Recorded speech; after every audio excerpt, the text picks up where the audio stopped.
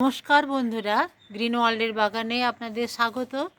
আজ চলে এসেছি পুঁই মিচুরি বা পুঁই মেটুলি। এই পুঁই মেটুলি কিন্তু পুরনো পুঁই গাছ থেকেই হয়। গত বছরে যে পুঁই গাছ সেটা রেখে দিলেই কিন্তু পুঁই মেটুলি আপনার বাড়িতেও হবে। আমরা সবসময় একটা কথাই বলি যে আমরা নারী, আমরা সব পারি। কেন বললাম বলুন তো? ছাদ বাগান বেশিরভাগ ক্ষেত্রে দেখা যাচ্ছে শুধু ছেলেরা নয়, ছেলেরা সেখানে করছে না, মেয়েরাই বেশি। এবং বেশিরভাগ যারা গৃহবধূ তারা ছাদ বাগানে কী না করছেন। আর গৃহবধূ কথাটা কতটা যে কিছু করি না আমরা গৃহবধূ, আমরা চাকরি করি না, আমরা গৃহবধূ, এই কথাটা কিন্তু একদম বলবেন না।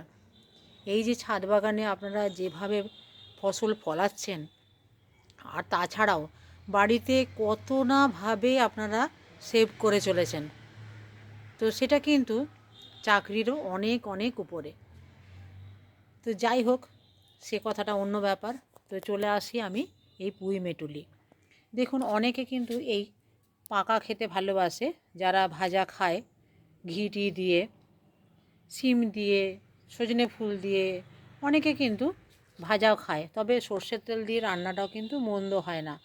যদি এগুলো কেটে একটু শিম, একটু আলু, একটু কুমড়ো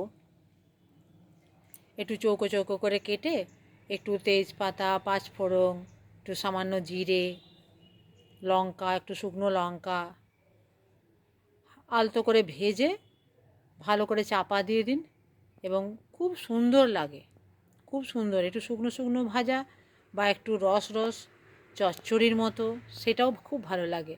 তবে সর্ষের তেল দিয়ে রান্না কিন্তু খারাপ হয় না। তো যাই হোক, আমি এটা রান্না তো আর দেখাবো না, রান্নাটা করি বাড়িতে, এবং যেটা করব সেটা আমি আপনাদের দেখাচ্ছি। এই যে কেটে নিলাম, এটা পুরনো গাছ থেকে হয়। আর এই যে বীজ, না, এই বীজ থেকে কিন্তু প্রচুর চারা বেরিয়ে যাবে, বুঝতে পারছেন তো? আর বছর বছর কিন্তু আমি বলি না যে আমাকে আমার চারা টারা কিনতে কিন্তু বা বীজ কিনতে কিন্তু বাইরে থেকে সেরকম হয় না।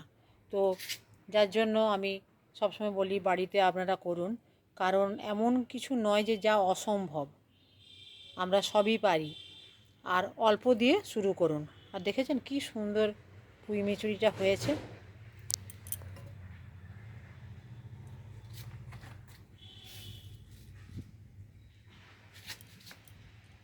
এটাকে কেটে নিই।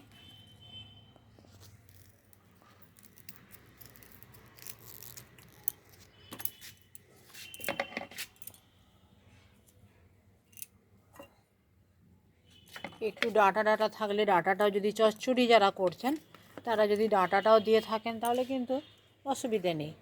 আর যারা ভাজা ভাজা করবেন তারা হয়তো ডাঁটাটা ফেলে দেবেন। আর বেশি পাকা ডাঁটা হলে কিন্তু আবার খেতে ভালো লাগবে না। তো যতটুকু দরকার ততটুকু তোলাই ভালো। আর এতে আমি একটু আলু আর একটু শিম দিয়ে করব। আর একটু এটা কেটে নেব।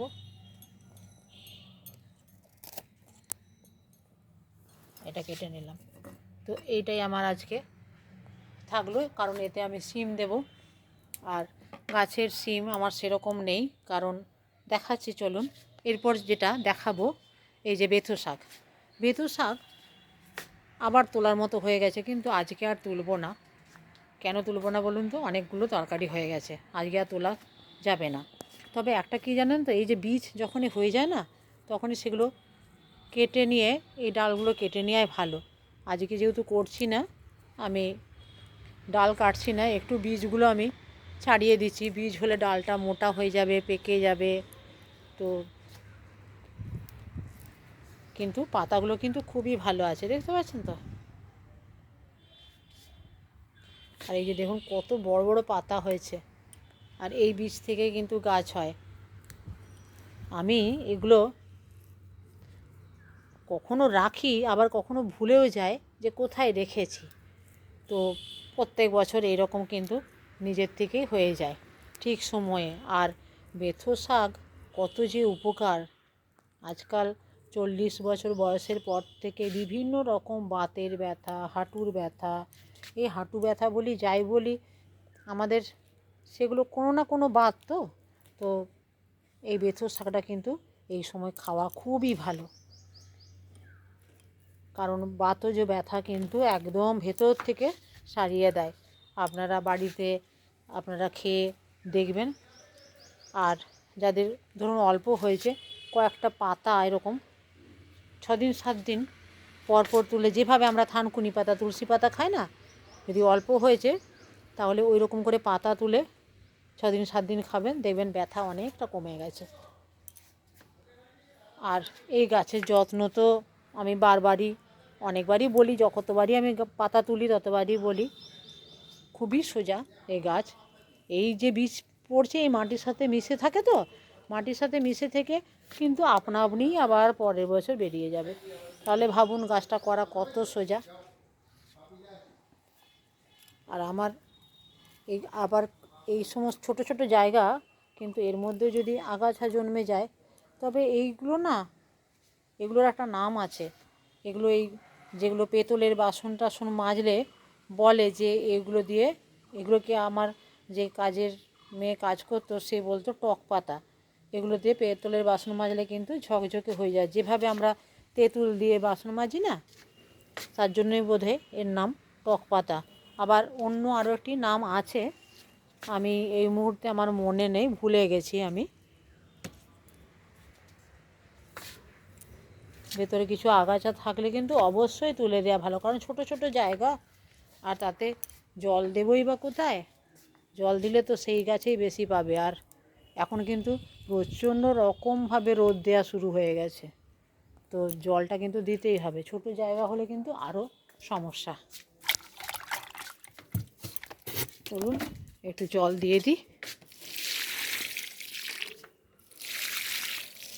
আর এই গাছটি দেখুন, ফুলটি দেখুন কি অপূর্ব রকম হয়েছে, দেখুন কি সুন্দর কালারটি।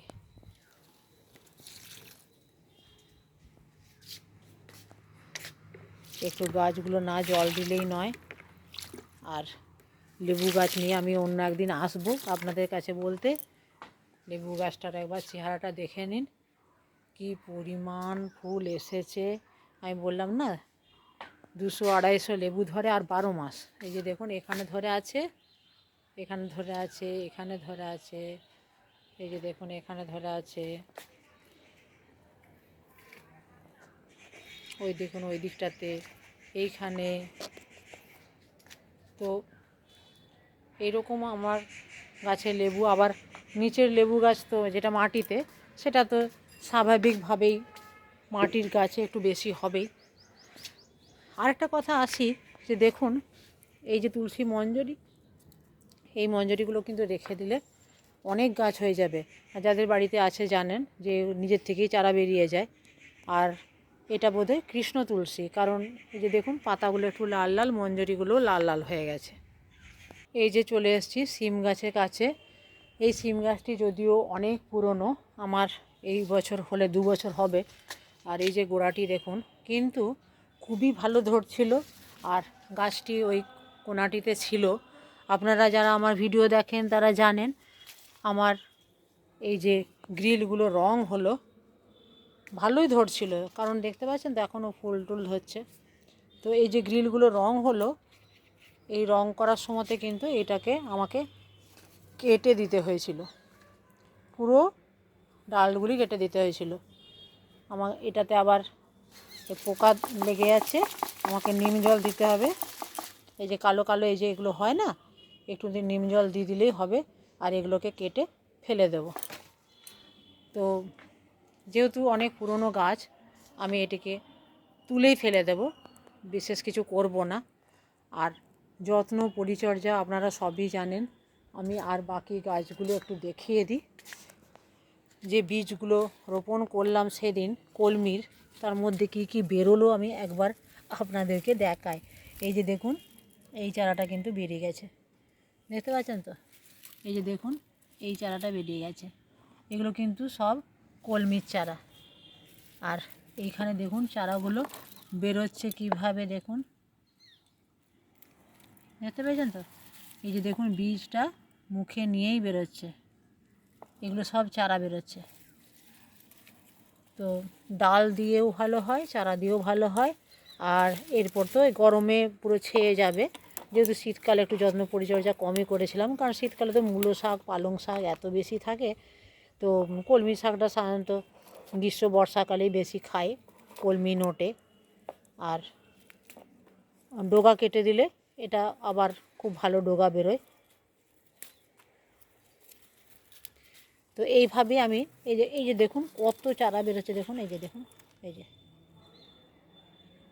আবার এইখানে এগুলো আর কিছু বীজ পড়েও হয়েছে, আবার কিছু বীজ আমি আপনাদের কাছে সেদিন এখানে দিয়ে দিলাম, বীজটা রোপণ করলাম, এখানকারই বীজ ছিল, এটা রোপণ করে দিলাম। তো এইভাবে এই গামলা কিন্তু ভর্তি হয়ে যায়। যেমনভাবে আমার পুদিনার গামলা হয়, যেমনভাবে আমার থানকুনির হয়, যেমনভাবে আমার ধনে পাতার হয়, ওই এক একটা গামলায় এক একটা। তো আজকের ভিডিও এই পর্যন্তই। অবশ্যই কমেন্টে জানাবেন কেমন লাগলো ভিডিওটি, আর চ্যানেলটি অবশ্যই সাবস্ক্রাইব করে যাবেন। গাছ করুন, খুব ভালো থাকুন, দেখা হবে আবার পরে কোনো ভিডিওতে।